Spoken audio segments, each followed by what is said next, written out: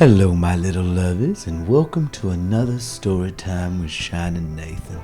I'm so glad you can make it. We're continuing this theme of H.P. Lovecraft short stories. I personally love reading these because I get to experience something I haven't experienced since plumb before high school. And today's story we are enjoying is called The Cats of Ulthat by H.P. Lovecraft. Now, as always, if you followed me here from TikTok, I'm blessed to have you here. And if you found me organically, well, sit on down for a spell and enjoy me telling you some spooky tales, or tales in general. This one's a little bit spooky, gothic horror, if you will. Now, let's get on and enjoy the story of The Cats of Ulthat by H.P. Lovecraft. Remember to turn on that notification bell and give a like and subscribe so you can keep up to date with all of our story times. So let's go. The Cats of Ulthat by H.P. Lovecraft. It is said that in Ulthat, which lies beyond the river Sky, no man may kill a cat. And this I can verily believe as I gaze upon him who sitteth purring before the fire. For the cat is cryptic and close to strange things which men cannot see. He is the soul of antique Egyptus and the bearer of tales from forgotten cities in Meroe and Ophir. He is the kin of the jungle's lords and the heir to the secrets of the sinister Africa. The Sphinx is his cousin, and he speaks her language. But he is more ancient than the Sphinx, and remembers that which she hath forgotten. In Ulthat, before ever the Burgesses forbade the killing of cats, there dwelt an old carter and his wife, who delighted to trap and slay the cats of their neighbors.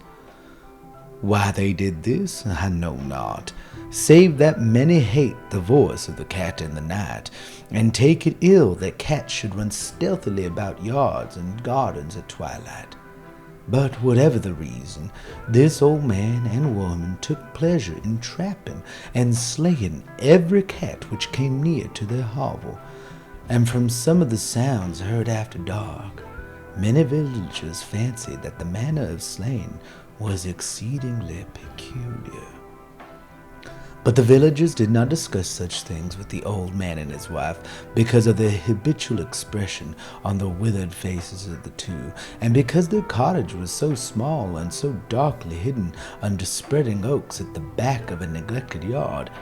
In truth, much as the owners of cats hated these odd folk, they feared them more, and instead of berating them as brutal assassins, merely took care that no cherished pet or mouse should stray toward the remote hovel under the dark trees. When through some unavoidable oversight a cat was missed, and sounds heard after dark, the loser would lament impotently, or console himself by thanking fate that it was not one of his children who had thus vanished. For the people of Ulthat were simple, and knew not whence it is all cats first came. One day, a caravan of strange wanderers from the south entered the narrow cobbled streets of Ulthat. Dark wanderers they were, and unlike the other roving folk who pass through the village twice every year. In the marketplace they told fortunes for silver, and bought gay beads from the merchants. What was the land of these wanderers, no one could tell, but it was seen that they were given to strange prayers, and that they had painted on the sides of their wagons strange figures with human bodies and the heads of cats, hawks, and rams. The leader of the caravan wore a headdress with two horns and a curious disc betwixt the horns. There was in this singular caravan a little boy, with no father or mother, but only a tiny black kitten to cherish. The plague had not been kind to him, yet had left him this furry little thing to mitigate his sorrow, And when one was very young, one can find great relief in the lively antics of a black kitten. So the boy whom the dark people called Menez smiled more often than he wept as he sat playing with his graceful kitten on the steps of an oddly painted wagon. On the third morning of the wanderer's stay in Ulthat, Menez could not find his kitten, and as he sobbed aloud in the marketplace, certain villagers told him of the old man and his wife, and of sounds heard in the night. And when he heard these things, his sobbing gave place to meditation, and finally prayer. He stretched out his arms towards the sun and prayed in a tongue no villager could understand, though indeed the village did not try very hard to understand, since their attention was taken up mostly by the sky and the odd shapes the clouds were assuming. It was very peculiar, but as the little boy uttered his petition, there seemed to form overhead the shadowy, nebulous figures of exotic things, of hybrid creatures crowned with horn-flanked discs. Nature is full of such illusions to impress the imaginative. That night, the wanderers left Ulthat and were never seen again. And the householders were troubled when they noticed that in all the village there was not a cat to be found. For each hearth the familiar cat had vanished. Cats large and small, black, gray, striped, yellow, and white. Old Cranon, the burgomaster, swore that the dark folk had taken the cats away in revenge for the killing of Menez's kitten, and cursed the caravan and the little boy. But Neith, the lean notary, declared that the old carter and his wife were more likely persons to suspect, for their hatred of cats was notorious and increasingly bold. Still, no one durst complain to the sister couple, even with little Atal, the innkeeper's son, vowed that he had at twilight seen all the cats of Ulthat in the accursed yard under the trees, pacing very slowly and solemnly in a circle around the cottage, two abreast, as if in performance of some unheard of rite of beasts. The villagers did not know how much to believe from so small a boy, and though they feared that the evil pair had charmed the cats to their death, they preferred not to chide the old carter till they met him outside his dark and repellent yard. So Ulthat went to sleep in vain anger, and when the people awaked at dawn, behold, every cat was back at his accustomed hearth, large and small, black, gray, striped, yellow, and white. None was missing. Very sleek and fat did the cats appear, and sonorous while purring content. The citizens talked with one another of the affair, and marveled not a little.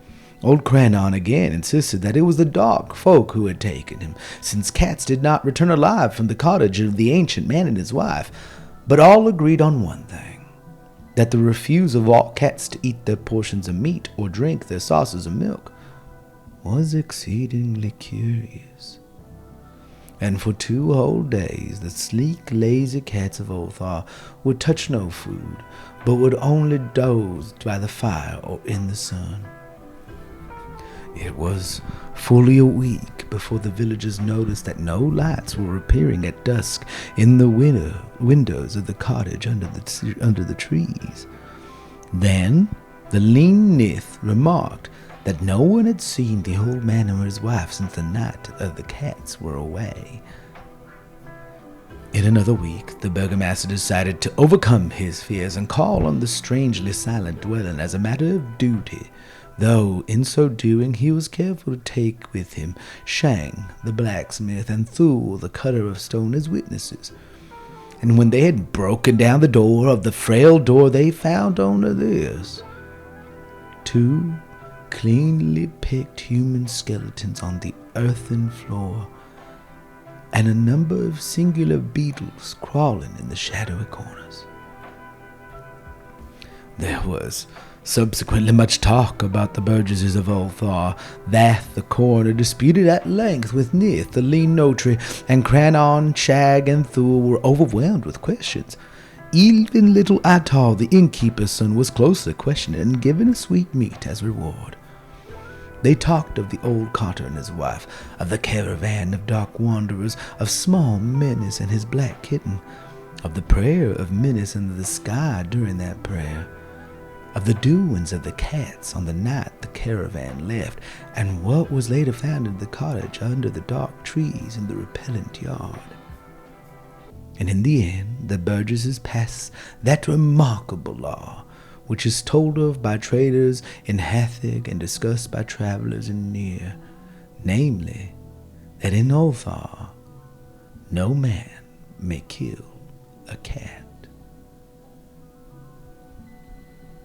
I hope you enjoyed this telling of The Cats of Ulthat by H.P. Lovecraft.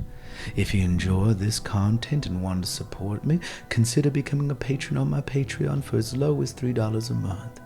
And a special thank you to all my wonderful patrons over on Patreon who make my content possible. You really are a joy, and you keep my lights on, my belly full, and my cat's belly full, because this is my primary form of income. Now in the comment section below, give me some recommendations you want me to read next. And if you haven't yet, turn on that notification bell and subscribe. As always, I love you, and never forget to keep your whimsy and wonder. Take care. Yeah.